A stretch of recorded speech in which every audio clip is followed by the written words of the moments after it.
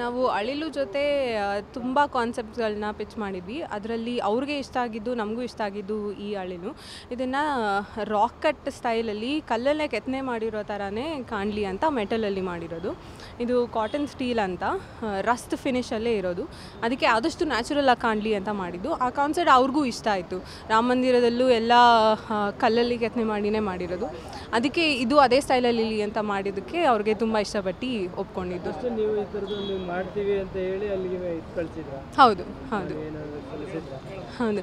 First ನಾವು ಈ ಥರ ಮಾಡ್ತೀವಿ ಅಂತ ಕಾನ್ಸೆಪ್ಟ್ ಎಲ್ಲ ಡಿಸೈನ್ ಮಾಡಿ ಅವ್ರಿಗೆ ಕಳಿಸಿದ್ದು. ಅವರು ಒಂದು 3-4 ಇದನ್ನು ಒಪ್ಕೊಂಡು ಕೊಟ್ಟಿದ್ದು ಪ್ರಾಜೆಕ್ಟ್. ಯಾವ ಜಾಗದಲ್ಲಿ ಕುಂಡಿಸ್ತೀನಿ ಅಂತ ಏನಾದರೂ ನಿಮ್ಗೆ ಹೇಳಿದ್ರು? ಹೌದು, ಇದನ್ನು ರೈಲ್ವೆ ಸ್ಟೇಷನ್ಗೋಸ್ಕರ ಅಂತಲೇ ಕೇಳಿದ್ದು ಅವರು. ಅಯೋಧ್ಯ ರೈಲ್ವೆ ಸ್ಟೇಷನ್ಗೋಸ್ಕರನೇ ಕೇಳಿದ್ದು ಇದನ್ನು. ಅದಕ್ಕೆ ಮಾಡಿದ್ದು.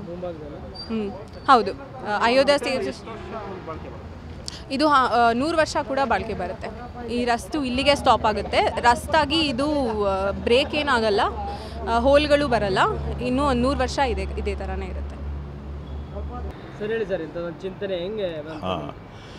ಭಾರತ ದೇಶದಲ್ಲಿ ರಾಮನ ನವನಿರ್ಮಾಣ ಏನು ನಡೀತಾ ಇದೆ, ರಾಮನ ಅಯೋಧ್ಯೆಯಲ್ಲಿ ನವನಿರ್ಮಾಣ ವೇದಿಕೆ ಏನು ನಡೀತಾ ಇದೆ, ಅಲ್ಲಿಗೆ ಬೆಂಗಳೂರಿನಿಂದ ಪ್ರಸಿದ್ಧಿ ಎಂಜಿನಿಯರ್ಸಿಂದ ಅಳಿಲು ಸೇವೆಯಾಗಿ ಇಂಥ ದೊಡ್ಡ ರಾಮ ಮಂದಿರ ಕಟ್ಟಡದ ಜೊತೆಯಲ್ಲಿ ಒಂದು ಅಳಿಲು ಸೇವೆ ಇಲ್ಲಿಂದ ಹೋಗ್ತಾ ಇದೆ. ಅಳಿಲು ನಿಮಗೆಲ್ಲ ಗೊತ್ತಿದೆ, ರಾಮಾಯಣದಲ್ಲಿ ಅಳಿಲು ಎಂಥ ಸೇವೆ ಮಾಡಿದೆ ರಾಮ ಸೇತು ನಿರ್ಮಾಣ ಮಾಡಬೇಕಾದ್ರೆ. ಅಂಥದ್ದೇ ಒಂದು ಸಣ್ಣ ಅಳಿಲು ಸೇವೆ ಇಲ್ಲಿಂದ ನಡೀತಿದೆ. ಇದು ಸುಮಾರು 2.5 ಟನ್ ತೂಕ ಇದೆ. ಇದು ನ್ಯಾಚುರಲ್ ಎಫೆಕ್ಟ್ನಿಂದ ಎಷ್ಟೇ ವರ್ಷಗಳಾದರೂ ಅದರದ್ದು ಮೇಂಟೆನೆನ್ಸ್ ಕೂಡ ಬೇಕಾಗಿಲ್ಲ. ಇದು ಸ್ಟೋನ್ನಲ್ಲಿ ಕಾರ್ವ್ ಮಾಡಿರೋ ಥರದ್ದಿದೆ, ಆದರೆ ಇದು ಸ್ಟೀಲ್. ಇದನ್ನು ನಾವು ಕಾಟನ್ ಸ್ಟೀಲ್ ಅಂತ ಹೇಳ್ತೀವಿ. ಇದು ಅಯೋಧ್ಯೆಯಲ್ಲಿ ರೈಲ್ವೆ ಸ್ಟೇಷನ್ನಲ್ಲಿ ಮಧ್ಯಭಾಗದಲ್ಲಿ ಇದು ಸ್ಥಾಪನೆಗೊಳ್ಳಲಿದೆ. ಇದು ಇವತ್ತು ಹೊರಡುತ್ತೆ. ನಾವು ಎಲ್ಲರೂ ಆ್ಯಸ್ ಅ ಹಿಂದೂ ಇವತ್ತಿನ ದಿನ ನಾವೇನು ಪ್ರೌಡ್ ಮೂಮೆಂಟ್ ನಮಗೇನಿದೆ, 22ನೇ ತಾರೀಕು ನಡೆಯೋಕ್ಕಂಥ ಇನಾಗ್ರೇಷನ್ಗೆ ಅದಕ್ಕೆ ಮುಂಚೆ ಇದು ಹೋಗಿ ತಲುಪಿ ಅಲ್ಲಿ ಭವ್ಯವಾಗಿ ನಿರ್ಮಿಸಿರುವಂಥ ಒಂದು ಏಟ್ರಿಯಮ್ ಅಂತ ಏನು ಕರಿತೀವಿ, ಅದರ ಒಳಗಡೆ ಇದು ಸ್ಥಾಪನೆಗೊಳ್ಳಲಿದೆ. ಇದು ನಾವೆಲ್ಲರೂ ಕೇಳಿರುವಂತೆ ಬೆಂಗಳೂರಿಂದನೂ ಸಹ ಎಂಜಿನಿಯರಿಂಗಿಗೆ ನಾವೇನು ಮಹತ್ವ ಕೊಡ್ತೀವಿ, ಆ ರೀತಿಯಲ್ಲಿ ಪೀಣ್ಯ ಕೈಗಾರಿಕಾ ಪ್ರದೇಶದಿಂದ ಹೋಗ್ತಾ ಇರುವಂಥ ಎಂಜಿನಿಯರಿಂಗ್ ಟಚ್ ಇರುವಂಥ ಒಂದು ಮಾಡರ್ನ್ ಸ್ಕಲ್ಪ್ಚರ್ ಇದು ನಮ್ಗೆ ಗೊತ್ತಿರೋ ಹಾಗೆ ಅಳಿಲು. Thank you sir. ಈ ಒಂದು ಸ್ಥಳಕ್ಕೆ ಅಲ್ಲಿ ಇಡ್ಲಿಕ್ಕೆ ಸ್ಥಳಕ್ಕೆ ಒಂದು ಸರ್ಕಾರದಿಂದ ಎಲ್ಲ ಅಲೋಕೇಟ್ ಆಗಿದೆ? ಹೌದು, ನಮಗೆ ಈ ರಿಕ್ವೈರ್ಮೆಂಟ್ ಬಂದಿರೋದೇ ಅಯೋಧ್ಯ ರೈಲ್ವೆ ಸ್ಟೇಷನ್ನಿಂದ. ನಾರ್ದರ್ನ್ ರೈಲ್ವೆನವರು ಆರ್ಡ್ರ್ ಮಾಡಿರೋವಂಥದ್ದು. ಇದು ಮಧ್ಯಭಾಗದಲ್ಲಿ ರೈಲ್ವೆ ಸ್ಟೇಷನ್ ಒಳಗಡೆನೇ ಇದು ಸ್ಥಾಪನೆಗಳಲ್ಲಿದೆ. ಸರ್, ಇದೊಂದು ಎಷ್ಟು ಟನ್ ಇದೆ, ಜೊತೆಗೆ ಎಷ್ಟು ಕಾಸ್ಟ್ ಆಗಿರ್ಬೋದು? ಇದಕ್ಕೆ ಬೆಲೆ ಕಟ್ಟೋಕ್ಕಾಗಲ್ಲ. ಕಾಸ್ಟ್ ಅಂತಂದರೆ ಇದು ಇವಾಗ ದೇವ್ರಿಗೆ ಬೆಲೆ ಕಟ್ಟದಂಗೆ ಅದು. ಹಾಗಾಗಿ 2.5 ಟನ್ನು ತೂಕ ಇದೆ. ಇದ್ರ ಹಿಂದೆ ನಮ್ಮ ಪ್ರಸಿದ್ಧಿ ಎಂಜಿನಿಯರ್ಸ್ನಲ್ಲಿರುವಂಥ ಎಲ್ಲ ವರ್ಕರ್ಸು ಇನ್ಕ್ಲೂಡಿಂಗ್ ನನ್ನ ಮಗಳು ಸಹ ಇದಕ್ಕೆ ಕೈ ಜೋಡಿಸಿದ್ದಾಳೆ. ಇದು ನಿಜವಾಗ್ಲೂ ಇದರ ಭವ್ಯವಾದ ಕನಸು ಜನಕ ಅಂತಲೇ ಕರಿಬೇಕು.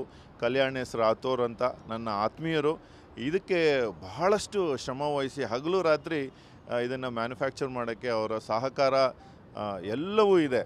ಇದರಲ್ಲಿ 15 ದಿನದಲ್ಲೇ ಇದನ್ನು ನಾವು ಮ್ಯಾನುಫ್ಯಾಕ್ಚರ್ ಮಾಡಿದ್ದೀವಿ. ಇದನ್ನು ಮಾಡಬೇಕಾದ್ರೆ ತಿಂಗಳಾರ್ಗಟ್ಟಲೆ ಬೇಕಾಗತ್ತೆ.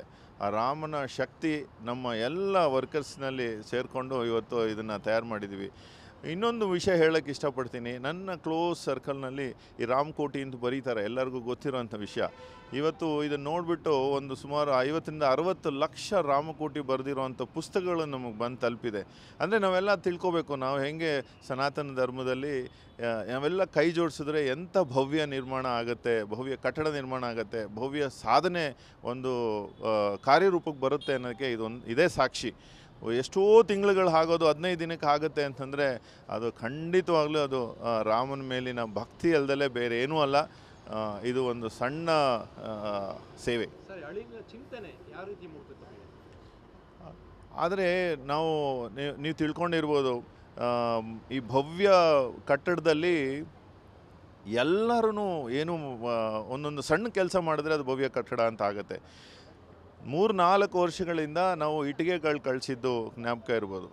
ಹಾಗೆ ಒಂದು ಸಣ್ಣ ಒಂದು ಇಟ್ಟಿಗೆ ಕಳಿಸಿರೋದು ನಾವು ಒಂದು ಅಳಿಲು ಸೇವೆ ಮಾಡಿದ್ದೀವಿ ಅಂತ ಜ್ಞಾಪಕಕ್ಕೆ ಬರುತ್ತೆ. ಹಾಗೆ ಅಳಿಲನ್ನೇ ಯಾಕೆ ಮಾಡಬಾರ್ದು ಅನ್ನೋ ಒಂದು ಚಿಂತನೆ ನಮ್ಮಲ್ಲಿ ಬಂದಾಗ ರೈಲ್ವೇಸ್ ಅವರು ಒಪ್ಕೊಂಡಿರೋದನ್ನು. ಲಕ್ಷಾಂತರ ಕೋಟ್ಯಾಂತರ ಜನ ಇನ್ಮೇಲೆ ಅಯೋಧ್ಯೆಗೆ ಭೇಟಿ ಕೊಡ್ತಾರೆ. ಅಂಥ ಸಂದರ್ಭದಲ್ಲಿ ಎಲ್ಲ ಮನುಷ್ಯರು ಎಲ್ಲವನ್ನು ಮಾಡೋಕ್ಕಾಗಲ್ಲ. ಮನುಷ್ಯರು ಒಂದೊಂದು ಸಣ್ಣದಾಗಿ ಸೇವೆ ಅನ್ನೋದು, ಅಳಿಲು ಸೇವೆ ಅನ್ನೋದನ್ನು ಮಾಡಿದ್ರೆ ಬೃಹದಾಕಾರವಾಗಿ ಎಂಥದ್ದಾದರೂ ಕಟ್ಬೋದು ಅನ್ನೋ ಒಂದು ಪ್ರತೀಕವಾಗಿ ಇದನ್ನು ನಾವು ಮ್ಯಾನುಫ್ಯಾಕ್ಚರ್ ಮಾಡಿದ್ದೀವಿ. ಟ್ರಾನ್ಸ್ಪೋರ್ಟೇಷನ್ ಹೇಗೆ ಇಲ್ಲಿಂದ? ಈಗ ಇನ್ನೊಂದು 1 ಅವರಲ್ಲಿ ಇದು ಲಾರಿ ಮೇಲೆ ಹೋಗುತ್ತೆ. ಲಾರಿನೂ ತಯಾರಿದೆ. ನಮ್ಮೆಲ್ಲರ ಗರ್ವ, ಪ್ರಸಿದ್ಧಿನರಾಗಲಿ ಪೀಣ್ಯ ಭಾಗದಲ್ಲಿ ಎಷ್ಟೋ ಒಂದು ಈವನ್ ಏರೋಪ್ಲೇನ್ ಪಾರ್ಟ್ಸ್ ತಯಾರು ಮಾಡುವಂಥ ಈ ಪ್ರದೇಶದಲ್ಲಿ ರಾಮ ಭಕ್ತರು ಇದ್ದಾರೆ ಅನ್ನೋದನ್ನು ತೋರಿಸ್ಕೊಡುವಂಥದ್ದು ಇದು ಒಂದು ಸಣ್ಣ ಪ್ರಯತ್ನ.